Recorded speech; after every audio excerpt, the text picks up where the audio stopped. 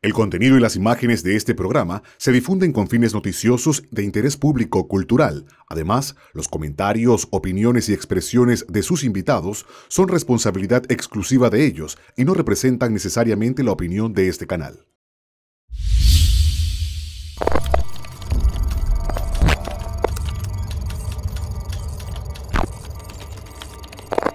Chollywood True Story con Franklin Robinson. Algunos se han preguntado qué han hecho motocicleros famosos para llegar a la cima. Esta noche, arrancando el Chollywood True Story, les tengo una historia de un panameño que sus padres lo abandonaron en Colombia y gracias a Dios regresó a Panamá y hoy por hoy es un gran profesional. Señores, desde el Hard Rock Hotel les presento al primer entrevistado del Chollywood True Story. ¿Están listos? Prepárense y vívanla.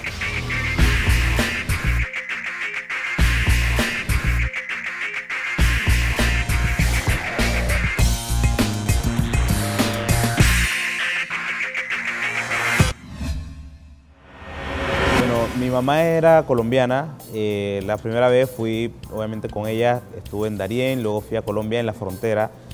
Cuando fue el año de la invasión, por cierto vivíamos muy cerca, o sea, lo que yo recuerdo de esa fecha era que como que había muchas cosas en la casa y que nos estaban llevando a buscar cosas en el área de Caledonia.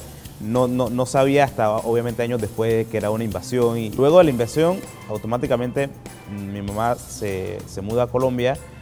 Luego decide regresar a Panamá con la intención de irme a buscar, pero bueno, no regresó y las personas con las que me dejaron me criaron y ya me tocó a mí trabajar también para lograr estudiar y hacer otras cosas. Y bueno, esa fue la historia que me contaron, obviamente por la cual me dejaron en Colombia. La situación estaba un poco complicada y mi mamá, bueno, decidió dejarme con otras personas, según ella iba a estar un poco mejor, ¿no? Una de las cosas que quería hacer era justamente encontrarla, buscarla. Fue un poco duro porque o sea, uno de niño siempre recuerda o quieres vivir o quieres tener esa parte de tu mamá, tu papá, cosa que no tenía, a pesar de que vivías con otras personas que te trataban de darte o llenar ese espacio de tu papá, de tu mamá, no es lo mismo. Siempre te recordaban, bueno, tu mamá te dejó aquí por una deuda, el trato era diferente, aunque te daban todo, en el sentido de que lo poco que había lo compartías con todo el mundo, pero sí siempre en tu mente está, bueno, y si busco a mi mamá, y si voy a Panamá y conozco a mi papá. O sea, siempre crecí un poco con esa historia de Navidad, sobre todo, queriendo estar con tu mamá, con tu papá. Los primeros años lo sentí así, o sea, lo sentí como que hay una deuda, ellos le llamaban como un vale, como que te dejaron, tienes que pagar y regresar. Luego, obviamente, que tú convives con las personas y esas personas terminan siendo tu familia. O sea, después de 3 años que ellos esperaron que mi mamá regresara y que no regresó, ellos decidieron adoptarme legalmente, o sea, me registraron como si yo hubiese nacido en Colombia y ya obviamente me cambian el apellido, hacen todo este tipo de situaciones para que ella fuera un poco más legal y tuviera obviamente los mismos derechos del resto de la familia. Realmente eran personas muy humildes, muy humildes y lo poco que tenían obviamente que había que compartirlo, había que trabajar el resto de la familia para poder ir a la escuela, para poder hacer otras y tener otras cosas. Básicamente los trabajos comunes y corrientes que hacen la gente en el campo, sembrando arroz, qué sé yo, cortando madera, y era lo que me tocaba hacer para sobrevivir en ese momento. Como vives en la frontera, hay lanchas que van de Juradó a Jaque, a Puerto Piña, entonces lo que sí logré fue, con algunas amistades, hacer contacto con una tía, Melba, que vivía en Piña, y yo le escribí, yo le dije, bueno, quiero hacer esto. Ella por mucho tiempo había querido que yo, como era mi familia más cercana, estuviera con ella, pero las familias que estaban en Colombia sentían como que mi mamá tenía una deuda con ellos y yo no podía venir a Panamá hasta que mi mamá regresara o por órdenes de ella. Entonces cuando ya tengo 14, 15 años, yo decido por voluntad propia, veía un poco de televisión y veía que la gente se podía escapar, entonces decido escaparme a las personas con las cuales vivía, cruzar la frontera, que era un poco peligrosa por el tema de la guerrilla, por el tema de los militares, que crecí también viendo un poco eso de la guerrilla.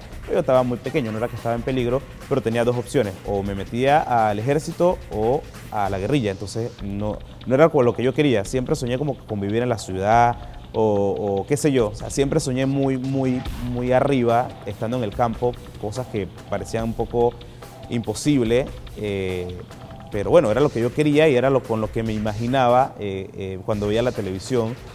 y era por lo que quería hacer y bueno, me aventuré y gracias a Dios las cosas se dieron. Fue muy duro con las personas que regresé, que también intentaron escaparse, el resto todos los regresaron. O sea, llegas a Jaque, en Darién, y dicen, bueno, lamentablemente ustedes no tienen papel, hay una situación especial que estamos viviendo entre Panamá, Colombia, frontera, ustedes no pueden quedarse. Entonces, como yo era menor de edad, tenían que contactar a mi tía para que me reclamara como panameño y poder seguir. Como 2 días después de que ya logro encontrarlo, entonces dicen, tu mamá está en un hospital en Chorrera, entonces decido ir a la Chorrera y fue un poco complicado porque la situación que la vi, que la encontré, no era lo que yo esperaba. Obviamente tú esperas encontrar, qué sé yo, a tu mamá en buenas condiciones, poder hacerle muchas preguntas, poder decirle, bueno, ¿por qué me dejaste? ¿Por qué nunca más regresaste? Pero ella estaba en una situación de que le quedaban muy pocos días de vida y una de las últimas cosas que hizo fue justamente como que, hey, lo lamento, trata de cuidarte, trata de estar con tu abuela. Y 3 días después de esa reunión me informan de que mi mamá murió. O sea, fue como que muy impactante, muchas cosas juntas.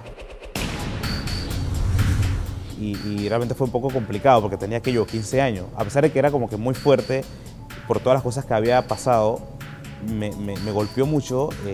Me recuerdo cuando venía de Chorrera porque me avisaron un día después y cuando intenté llegar al sepelio ya la habían enterrado. O sea que fue una mezcla de muchas cosas.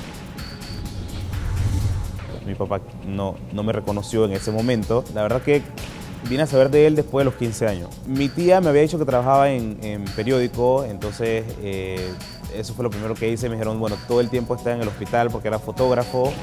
Fui al hospital, pregunté, entonces me dijeron dónde vivía. Yo me aventuré a ir hasta Raiján. Me tocó dormir en una iglesia porque no va a hacer el viaje y regreso a Panamá, me voy a perder. O sea, estaba como que muy aventurero por esos días. Tenía 15 años y era como que lo que quería hacer. Y allá di con la casa de él. En ese momento lo que hizo fue, me montó al carro porque la esposa se molestó mucho de que dijera, mira, yo soy su hijo. Entonces ella como que, hey, imagínate que a alguien le lleguen y te dice, no, mira, yo soy su hijo. Entonces él agarró, me montó en el carro y me llevó a la casa de la abuela. Por esas circunstancias de la vida, el esposo de mi abuela tenía 2 días de haber fallecido también. Entonces la abuela iba a quedar sola y vieron como que, bueno, él viene del campo, es una bonita oportunidad para tener un muchacho acá que nos ayude con las cosas de la casa y que acompañe a la abuela. O sea, yo sí presioné mucho a mi papá para que me ayudara con el tema de los papeles porque quería entrar a la escuela. Había quedado hasta 3er año en Colombia. Entonces lo que hicieron fue hacer un examen de ubicación, a ver si repetía, porque no terminé el 3er año. Me fue bien en la prueba del Ministerio de Educación, gracias a Dios. Lo único que no pasé, obviamente, y por razones obvias, lo que era historia, geografía, todo lo que tenía que ver con Panamá. Entonces el acuerdo que llegaron fue, bueno, entras a 3er año con la obligación de dar historia, geografía y cívica de 1º, 2º y 3er año. O entras directo a 1er año y no tienes ningún problema. Yo dije, bueno, yo entro a 3er año y hago las otras materias en otra escuela. Fue un poco complicado, pero eso fue lo que hice. Y al final logré pasar y ya, de hecho, inclusive logré nota para conseguir cupo, que era un poco complicado en el Instituto de América, que quedé afortunadamente con promedio para entrar a esas escuelas. Así que fue un poco complicado, pero sí tengo que agradecerle que al menos mi papá, por trabajar también en los medios, conocía mucha gente. Práctica voluntaria. O sea, yo recuerdo que yo llegaba con uniforme a la recepción y Lucy preguntaba, y ese niño ya lo he visto varias veces, ¿qué hace aquí? Le dice, ¿quieres una oportunidad? Agarra los cables y cárgalo. Ya después entonces me dicen, bueno, tú quieres estar practicando en una emisora, estás gastando más plata, vas a ver qué hace. Entonces al final decidieron que no, que tenía cara de niño, era muy niño para lo que estaban buscando en ese momento. De ser los grandes amigos que entraron a W Radio, ya eran quién era mejor. Y la vi más acentuada cuando ya uno estaba en el 2 y otro estaba en el 13, que me tocó viajar con los dos. Decía Cabrera que ahí en ese hueco no cabían 2 cangrejos, uno se tenía que ir. Sin embargo, no se pudo.